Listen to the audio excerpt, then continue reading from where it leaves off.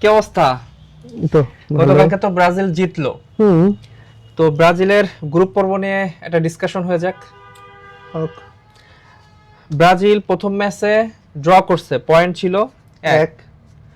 পরের ম্যাচে জিতছে, পয়েন্ট 3-0 গোলের ব্যবধানে জিতছে 3। তারপরের ম্যাচে 3। 3, টোটাল 7। কি রাগ করলা?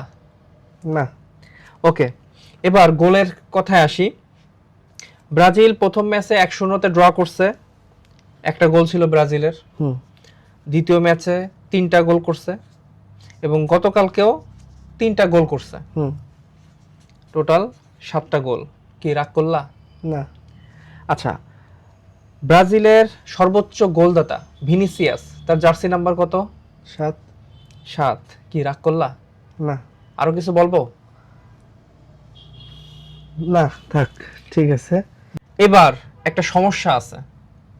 সমস্যা হলো ব্রাজিলের তো 5টা বিশ্বকাপ।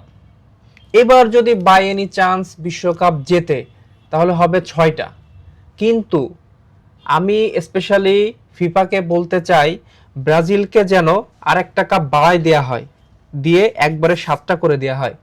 কারণ ব্রাজিলের রক্তে রক্তে শিরায় শিরায় স্বাদ ভরা। তো ব্রাজিলের একবারে 7টা বিশ্বকাপ দেওয়া উচিত। কি রাগ করলা? না।